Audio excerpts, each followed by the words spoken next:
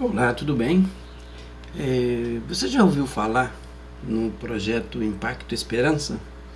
Esse é um projeto desenvolvido pela Igreja Adventista do Sétimo Dia, que vem sendo realizado desde o ano de 2007. Estamos na 15ª edição. Todo ano é distribuído um livro, em larga escala, com o tema que fale sobre esperança.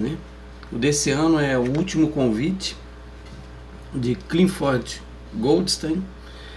Ele é um editor e autor, já escreveu mais de 25 livros, foram todos publicados nos Estados Unidos e em várias partes do mundo. E esse ano ele fala aqui em especial uma mensagem ligada a Apocalipse, a terceira mensagem angélica de Apocalipse 14, e vem de uma forma especial trazer para nós essa mensagem. Nós estamos desenvolvendo esse trabalho que a gente chama de audiobook, apesar de ser um vídeo onde você pode estar aí assistindo, mas a nossa intenção na verdade é que você esteja ouvindo. Se você não tem o hábito de ler, estamos querendo criar a oportunidade para você pelo menos poder ter acesso ao livro através da audição. Enquanto você está trabalhando, está fazendo aí sua refeição, arrumando a casa, você pode ir lendo, ouvindo então as mensagens desse livro. Nós não vamos fazer comentários, sobre o livro. A nossa intenção é única e exclusivamente repassar o livro na íntegra, sem comentários nossos, mas a mensagem do autor. Essa é uma campanha que se inicia agora com o período de Semana Santa, então a gente vai estar aí disponibilizando esse áudio para você também estar acompanhando. Você que não tem o hábito de ler, às vezes tem um problema de visão, e nós brasileiros não temos esse hábito de ler.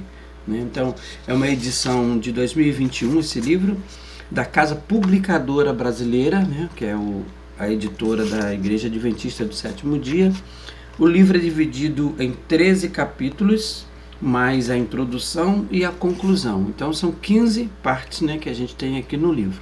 Então nós temos a introdução, primeiro capítulo, Poderes e Autoridades. Segundo capítulo, o risco do amor. Terceiro, as mensagens.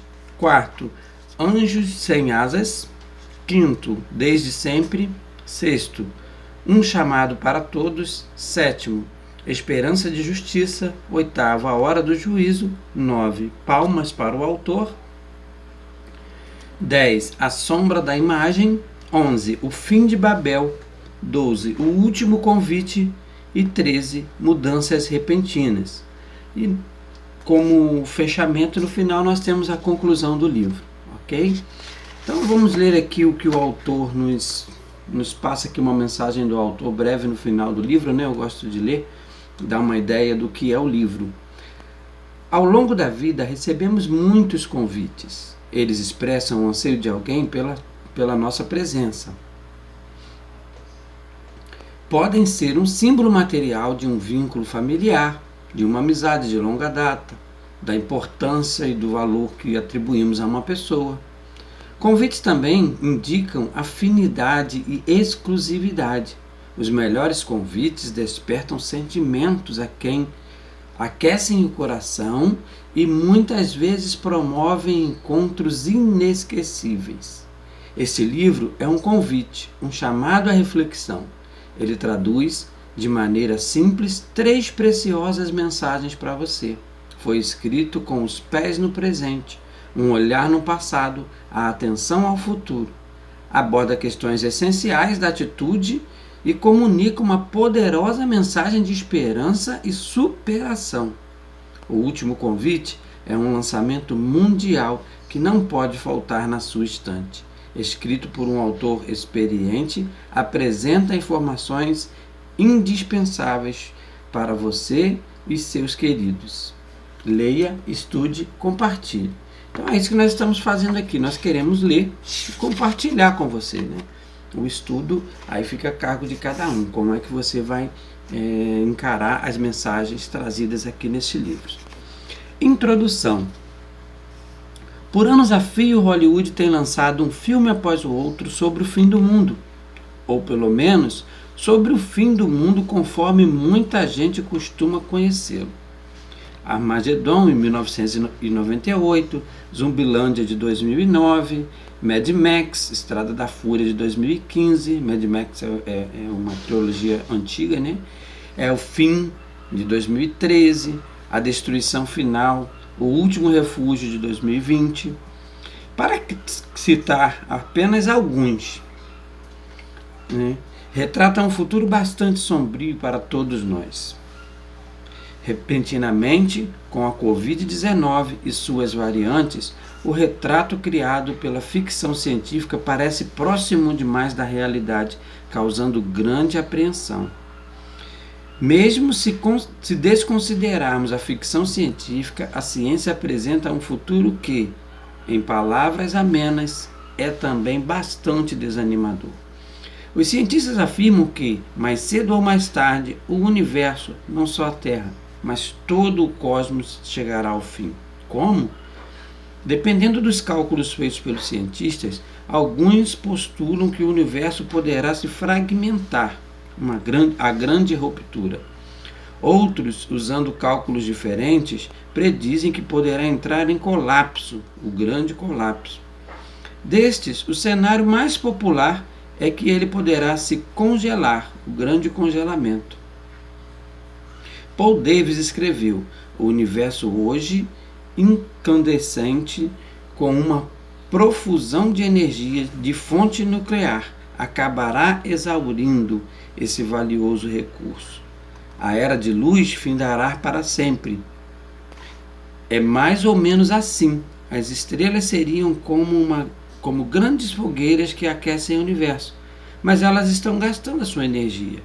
E como a energia não dura para sempre, um dia se apagariam, se ninguém as recarregasse. Ruptura, colapso e congelamento, em longo prazo, as coisas não parecem muito esperançosas, não é mesmo? Nova perspectiva. É interessante notar que a Bíblia também retrata o fim do mundo, porém de forma bem diferente de Hollywood ou da ciência. Confira alguns textos bíblicos sobre a perspectiva do nosso mundo em longo prazo. Pois eis que eu crio novos céus e nova terra, e não haverá lembrança das coisas passadas. Jamais haverá memória delas. Isso está escrito em Isaías 65:17. Nós, porém, segundo a promessa de Deus, esperamos novos céus e nova terra, nos quais habita a justiça. Segundo Pedro 3, verso 13. E vi novo céu e nova terra, pois o primeiro céu e a primeira terra passaram, e o mar já não existe.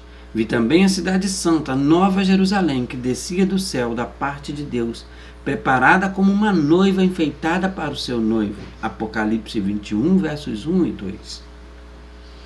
Ou este, um dos mais esperançosos. E lhes enxugará dos olhos toda lágrima, e já não existirá mais morte, já não haverá luto, nem pranto, nem dor, porque as primeiras coisas passaram.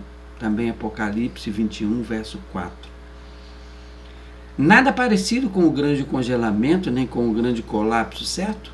Tampouco com o futuro retratado em Zumbilândia. Sim, a ciência e a revelação bíblica estão de acordo. Nosso mundo não permanecerá nessa condição para sempre. Tudo vai mudar.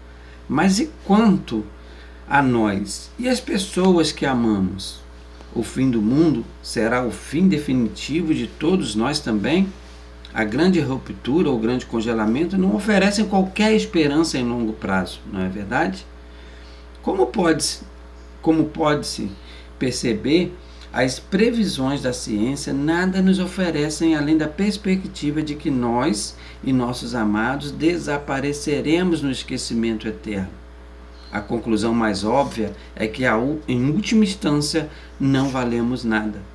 Nossa vida não tem significado algum e não temos relevância maior do que uma nuvem de poeira cósmica. Devo-lhes declarar, mais uma vez, a suprema inutilidade da cultura, da ciência, da arte e do bem, e da verdade, da beleza, da justiça, escreveu o espanhol Miguel de Unamuno. Se afinal em 4 dias ou em 4 milhões de séculos, não importa qual dos dois, não existir mais consciência humana para se apropriar dessa civilização, desta ciência, desta arte, deste bem, desta verdade, beleza, justiça e de todo o resto. Em contraste, a Bíblia traz a promessa de um futuro radicalmente diferente para o mundo. E o mais importante, para nós, um novo céu e uma nova terra. Contudo, essa promessa leva a uma pergunta lógica: o que acontecerá com o antigo céu e a antiga terra? O que acontecerá com eles e o cosmos e conosco? A resposta é cheia de promessas e esperança. O antigo céu e a antiga terra serão renovados, transformados em um novo céu e uma nova terra, os quais serão habitados pelas pessoas por toda a eternidade, em uma experiência sem maldade, sofrimento, doenças e morte. Trata-se de um conceito difícil de ser imaginado. No entanto, a Bíblia afirma que, antes de tudo isso acontecer, uma crise terrível sobrevirá ao mundo. Uma crise que fará alguns desses filmes apocalípticos de Hollywood parecerem brincadeiras de criança. O profeta Daniel, no Antigo Testamento, advertiu: haverá tempo de angústia como nunca houve, desde que existem nações, até aquele tempo. Daniel 12, verso 1. Desde o surgimento da Covid-19, alguém duvida de que o mundo inteiro pode, de uma hora para outra, enfrentar uma crise? Quem não tem a sensação de que essa pandemia pode ser o princípio das dores e algo pior pode estar à nossa espreita? De acordo com as Escrituras, de fato haverá algo pior. Todavia, a boa notícia é que Deus amou o mundo de tal maneira que deu seu Filho unigênito para que todo aquele que nele crê não pereça, mas tenha a vida eterna. João 3, verso 16. Esse mesmo Deus não nos deixou sem esperança, sem advertência, sem um meio de escape do desespero e da destruição que essas provas finais acarretarão sobre tantos.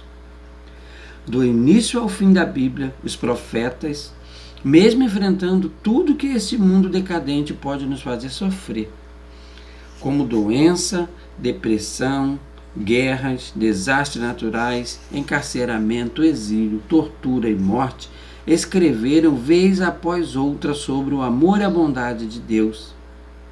Isaías, há 2500 anos, declarou: embora os montes não sejam sacudidos e as colinas sejam removidas, ainda assim a minha fidelidade para com você não será abalada, nem será removida a minha aliança de paz, diz o Senhor, que tem compaixão de você. Isaías 54, verso 10, na Nova Versão Internacional. O salmista, há quase 13.000 anos, foi capaz de cantar: deem graças ao Deus do céu, o seu amor dura para sempre. Salmo 136, 26, também na Nova Versão Internacional. O apóstolo Paulo, que suportou prisão, enfermidades físicas, pobreza, fome, frio, sofreu o ódio e a violência da multidão, pôde escrever com grande convicção que Deus prova o seu próprio amor para conosco pelo fato de Cristo ter morrido por nós quando ainda éramos pecadores. Romanos 5, verso 8. Em outras palavras, embora algumas pessoas tentem usar o mal deste mundo como desculpa para negar a existência de Deus, ou pelo menos a existência de um Deus de amor, os autores da Bíblia não o fizeram, nem poderiam fazê-lo, pois conheciam o Senhor e conheciam em primeira mão seu amor. Uma manifestação desse amor ocorre quando Deus adverte o seu povo acerca do que está por vir, para que todos possam se preparar. Ele quer dar essa chance a você também. Ele o fez. Essa advertência pode ser encontrada no Apocalipse, o último livro da Bíblia, no que é conhecido como a mensagem dos 3 anjos de Apocalipse 14, que são quem são esses anjos? Que mensagens são essas? Que advertência elas dão a um mundo em crise? E o mais importante, que esperanças elas elas nos oferecem para um futuro não tão distante. Bom, aqui nós encerramos a introdução do livro e até o capítulo 1, Poderes e Autoridades. Deus seja contigo.